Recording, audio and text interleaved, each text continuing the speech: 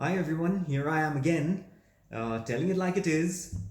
In my last two video clips, I shared my take on the need for self-development and skills improvement for two very different reasons. Today, I want to share my perspective on the privilege of managing people. And I use the term privilege because I do believe that's what it is. If you're in that role and responsible for someone else's career prospects and growth, you're contributing by helping them build a platform for their future. So, what else could that be if not a privilege? And here's some food for thought.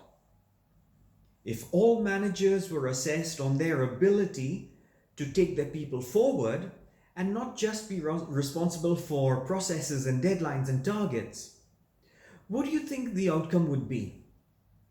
Think about it. Anyway, these are uncommon times. And here are three things I believe to be important as we negotiate these uncharted waters. One is psychological well-being. Since the start of the pandemic, when was the last time you connected with your people?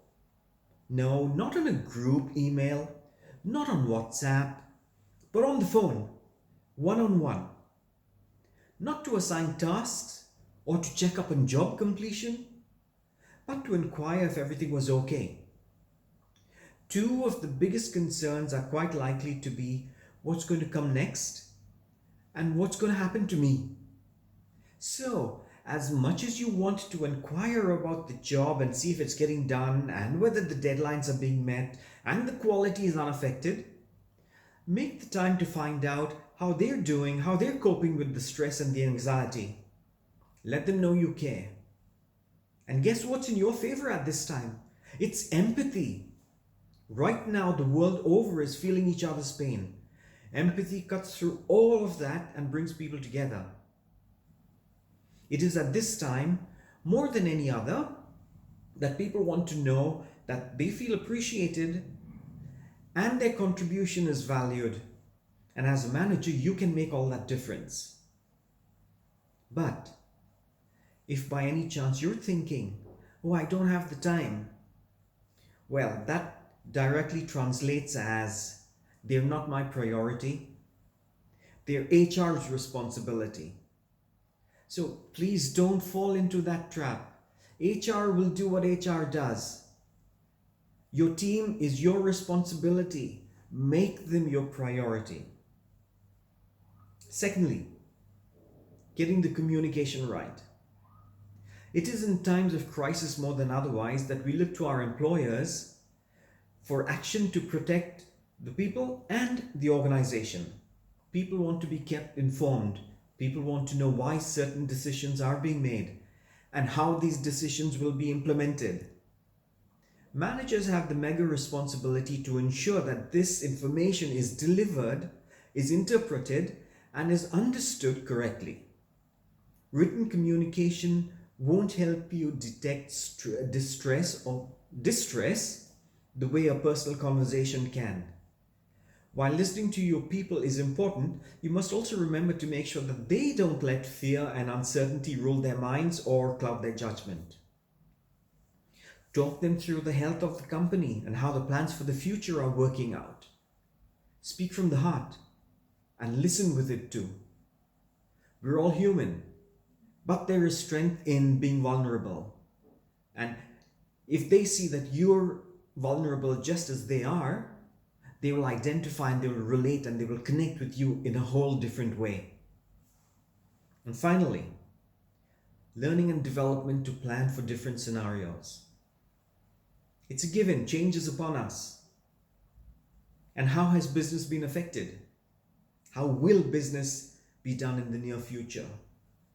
How are you preparing for the new normal? Remember, you want your teams to come back into the workplace ready to rock and roll, better skilled than before, perhaps differently skilled than before. And if the organizational structure is changing, help your teams prepare for what is to come next. Show them that you're invested in their development. Give them a sense of security. Take an active role in their development.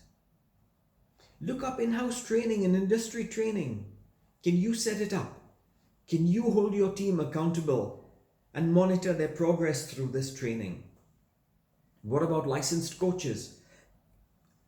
And what I really mean to say is, what about licensed courses? Can you arrange for the organization to fund relevant courses? And you can help your team source out free courses. And if you're not sure where to look, think of LinkedIn Learning, Coursera, Udemy. Udemy is offering free courses. edX offers free courses from Harvard and MIT and more. Share useful reading material with them. Free management ebooks. Subscribe to this site, it's great. Mind Tools. Mind Tools covers everything from communication skills to performance management to leadership and so much more. And it's a free subscription. And if you want additional reading material, here are some of the books that I would recommend for now. It's The Art of War by Sun Tzu, just in case you are seeing this inverted. It's The Art of War by Sun Tzu. This book has been around for a long time, and there's a huge analogy that is drawn from war scenarios into the current business world, and it's being used worldwide by executives and CEOs the world over. For fun and for mental challenge, it's Einstein's Riddles. It's a great one for thinking outside the box. One of my favorites is Train Your Brain. Train Your Brain is absolutely wonderful for everything, for personal and professional. It will help with creativity and with negotiation skills and emotional intelligence and so much more. Additionally, you don't know when, but there may be a need for a life coach.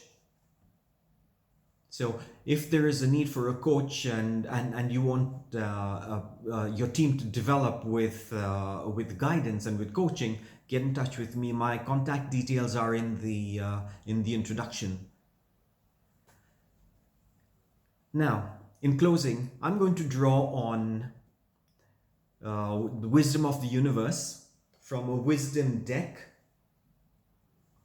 and it's just going to be one card. I'm going to draw it at random, and we're going to see what kind of a message the universe wants to share with us. And so here we go. Once again, just in case it's inverted, I'm going to be reading it out for you. The essence of the message is, I am willing to release the need for this condition. There you go. That's the essence. And the message is, I take a nice deep breath and release all resistance to healing. I take a nice deep breath and release all resistance to healing. So if you were to translate that into the workplace and think about your team, think about the concerns that your team might be feeling now, there's going to be a lot of resistance to what is expected of them. So guide them through this situation.